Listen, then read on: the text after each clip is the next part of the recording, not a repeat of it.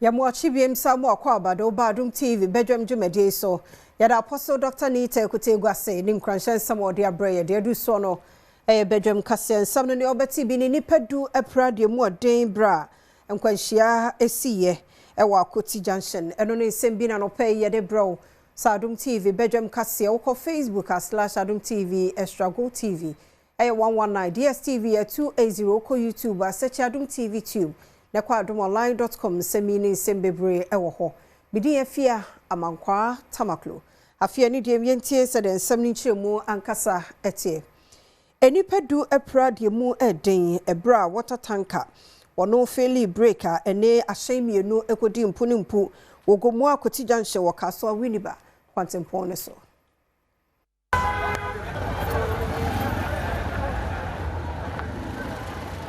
So kupimu ugumu Akoti Junction no ewo kaswa wini ba kwantempo so wonfimfi mantemu a enipadu epradi modin ne nyina ne se wono mahyen ana watimu watatanka bi ebreki etia wode ebenu wono mu emu watatanka yi na registration number AGR5961-23 an wofri gumu akramaya wode ne achiremu ewo gumu ojobi na ne breki efilia wode kokora Nizan passenger car registration number AGW 5148-12 ebra wadi wura no nsumo wie no osane kura shen foforo bia no registration number AGB 2974-22 na we nanam so madom kase kubo pie honom a eni onipa bia na nitu ansemi bi etwetwe nkoma wade nsem we sei eto yenim ya we na mi fim se meta amia ne pe meta obi mtiantiam kwapi na ntamnara no wa ma ambato kwa na mi yi fim na mko kwaje nti wa mu na nsusu ya nsi olugu no de ya ba bo hwenti aba na no kola obi mu epepe ti ami de mu hu ene omo de he ye pa di yan na car kase we wa to free fisura oba anti awusa han so ya highway a e ko nti oba no ofu wi de ba a obese akoka so a anti odoje pillars na hwan no de ball oba no mu anti nko twoma ka oba odu an so na kwan ha olusu control no de ball pure water car no. And I make a Amanfrom District Court. Her Lordship Emilia K. Aboakwa. Etie dwamu no de abemu mfie dua sanum brasameni efreno. Akoto aposi for ene dua fie se bosome ba kwa mra ne ento adasem so. Ni nyina ne se o ya abemu no a wokun ne mpana ya wanya mfie duonu ensia Mabel Asantewa ewo Kalabule Chinese ano ewo Kaso Atobut Adom kase etwoso.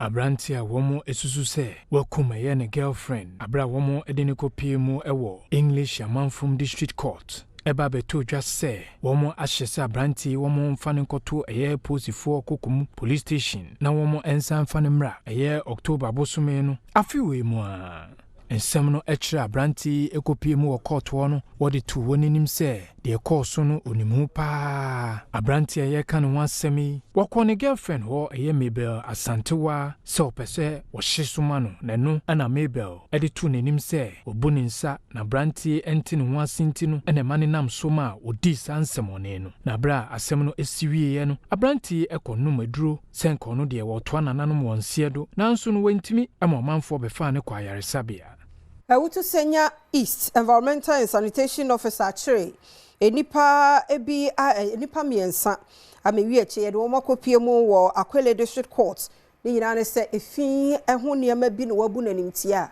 wo makodui aban ensemu Environmental Health and Sanitation Unit a wa assembly enka ne e fresh samansama for ana tankers for no ye da so ewo aha ye di djuma ana ebi mu fi se adwuma ne ni ho biem but mpese me ya show bia se officers wa ha ye na ma ye adwuma nti enioma bi ti se wo be ye bola udi begu abonten na udi jatum na wa hye no ana se wo be discharge o effluent edi agu drain mu ana se udi wadwa yensuo wo be channel wadwa yensuo se engu fom ne de se ye nsa so mu a ye betufo ne mom no se oponafutu no se wantia ene ye de obeba na oni kota beka emra no se de se ne se de sifata na enye eno nko a ene emra ewo ewutu sinya East Municipal Assembly bylaw ni emra bibre se uton ade mpo ne se ade na expire bi expiring date se ade na expire ne se ye ba shop ni bi hu se ade na expire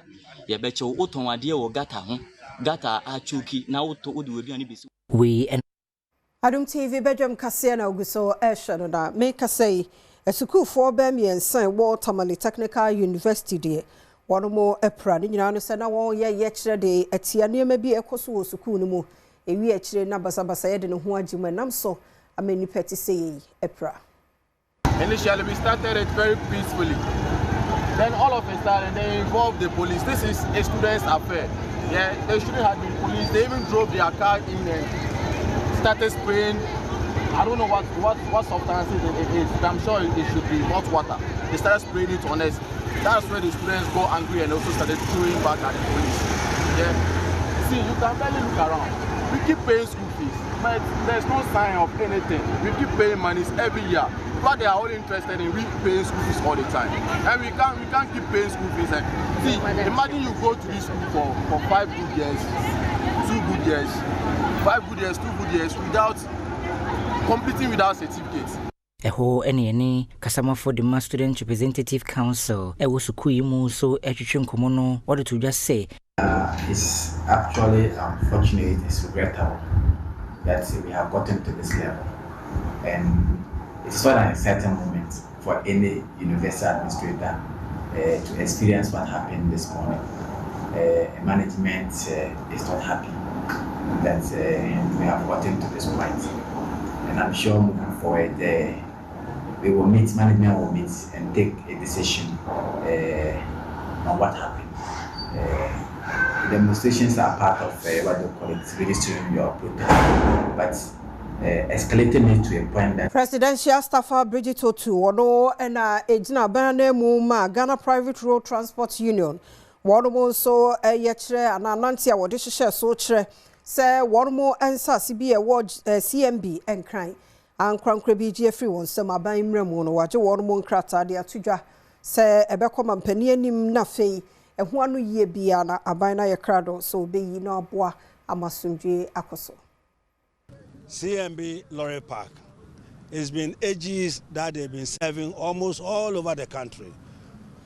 Currently, we've lost most of the stations over there due to the sales of the lands to businessmen. They've put up huge buildings over there.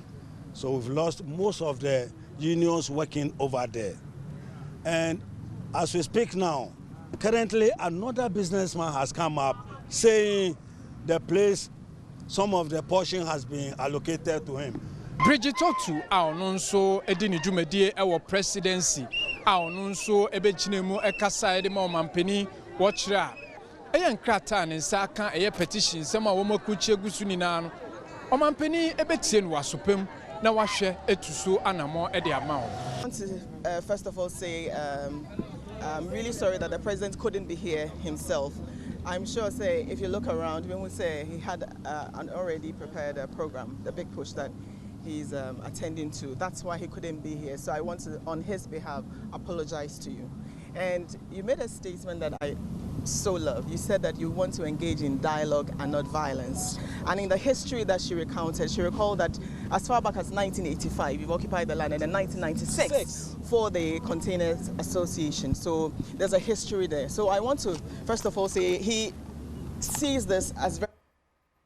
Mampani John Dramani Mahama de soso abofoma makwan na dodo wa fienya do wonya kwan no eye aban big push initiative no wombetumi ahyase mampani se contractors awo ye adwuma no abosumi eduonu nan onhwe na ofanywe.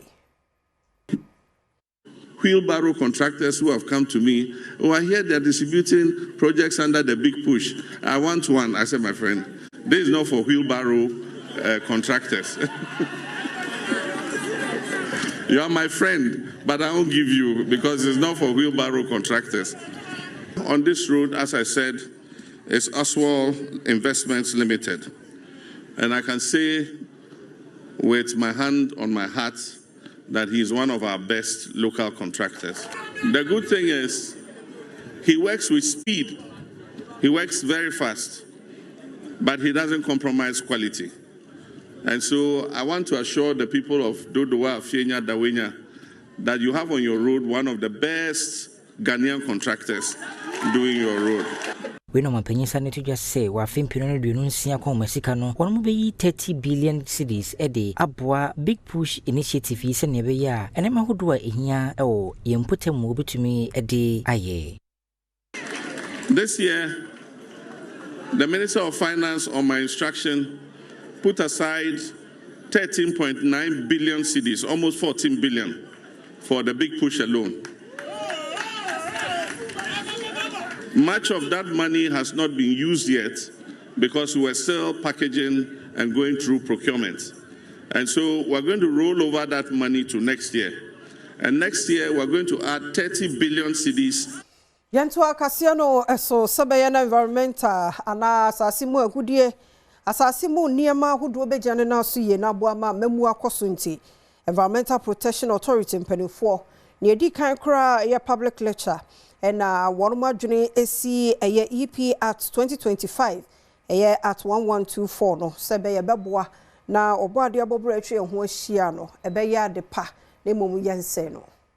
With the EPA the new Act, that's the Act 1124, 2025, it has given the authority a broader responsibility to have responsibility on even at the community level, whereby we need to raise local champions. The chiefs, the assemblymen need to be in power, whereby they can regulate environmental management at the local level. The district assembly should be on top.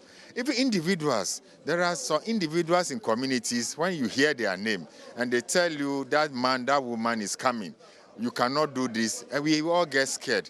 So let's begin to be raising some of these local champions in our communities. It will make our environment so clean. It will make our community climate responsive and climate smart community, so that we can all be in a better environment. The air quality will be on top and we will live longer life.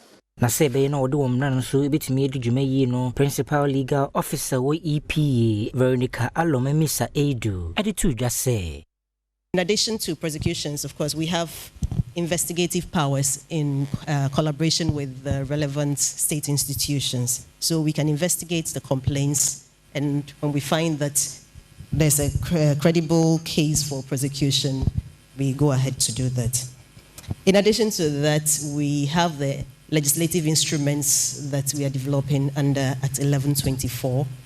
Under that, we have further enforcement regimes, including revocation and Menya no suna Adom TV Badwam kase na hana brema kwan na no pay DSC yada se umre no wadaje a wode ma ye du so no da bonkrata na fe Adom online wo ho na kedwa na kasa ye krado ya ye de akudie mu nsam so to so nti nyi free ha on nyina ye krado wo ha Bismarck akwasi buate nsia kan ho emu ache ofila mjoso na bia bokode nyame ado nanso e o nyame ado akwa banso ejoso na bia ko bia nwa so kira manfo de ntia wantimi amadwuma ti omo ya we dada menim so be waka onu masma kira mo dia ya kire de ntia no wantimi amadwuma wo kan ne say omo atiase omo kan omo tie o say wo kan mama ti so e ma do omo siye okay omo da ase so on behalf of Afia Mankwa tabaklo Ophelia oda masɛ no a ye kire de ntia wantimi amadwuma no anko ye mentim wasere manso ntwe bia na obi ati no ye be beautiful lies no meka de kra mo kan ye akire me me da mo asepa wo kedua enti ko so aye adwuma no ai ko so aye wo ye obabu no yeso ntimi ye adwuma ni kadi den no ana wo ye no me da asepa enti no kedua na kasa so why a crowd we there let's say agudie mo nsam no a wazibodi ye ma obi bia chibu ye ma obi bia kwaba Adom TV Badwam ena ocean ti agudie mo nsam na aduru ya kejuwa na nkasa abegina hui ti ye ma na chen be me na ye mo akwaba mejo so a se bibia aboko ya me Adom ya me de wa be kan ye ho yi de na chese ye da na se anisa ye ko wo kokora ba na wa wanko bi na obubu sei na chese ha ya ko si mesa ma mu manya me we kase bi eri ai se ye ko wo ku ya ba ni ejine na so ya ba adwuma ya ba ya wa ya ba adwuma wa wanko no utina fie na o he TikTok ni social media na o check adwuma ye no wa da pam wa bre Cause he said any was aba. Say yes, say utimi ko bi to aso. Say trust stadium hu hia ya. Say I go find Independence Square no. Say enya GM abua. Ha, if you come kwa transport and wash here. Close to there be here. Kumase kura fa ha kumase. Face na we there. Na we trust so we say be happy. Masama mamu nyame. Because nyame pe ni makoma mu nsem. De meka bie no wa mu beti. Ti Awurade wa wo boss ro bo asase. Yo mu adwuma. Masama. See no dey fan say. Enu anu make. Okay, yate. So uhunu won tokwa ko a. Tokwa be na. Say tokwa be pa. Tokwa be pa le say. Ada tutu say jina wo. Se uhunu won tokwa ko. Why no ho ne nyame ko de. Onyame onko. Ba se unje mu mama. Obeye bi. Eni atubie say efie tibi ko bi pa dia. Es go be na fie be I got 3 weeks. I got 3. Ese ni ko to dwe nyina agogo. Enya bete fiti he me de mama nyame de wo ye nti a fie ada from ye wie free ha ko ye. Man nyesa de na mpese me ya. Ba ni na me de nyame. Hallelujah. Once me sama mo. Akwase ko de. Let me adom. Me hoye my latest championship e koso TaTU no na ye hu so papa. Yeah. Don't worry, we are chewing. Bibia be fine. 4/100 no any strength ba. Obeya my sister be nya bia ka say de ni nyina ko kire Black Stars. O da bi 4/100 o say obia na ho den wo. Ye 4/100 ne die. E ho na ye trump ye peg. O na me so those days na me ko. Na ho den. Yo kan ye no. Okay, eti awani be nya mu fama na eto aso. Say bia wo bia ye betimi e de double cut. On person ya so so ehwe bedwam on Adom TV. Yakopon chira pa nti keju akasa de akokansi eto. So basi. Say no de baton ni wi o. O de ko ba wan. O de ni wi. Akwa ba ko die no asa de sere chi.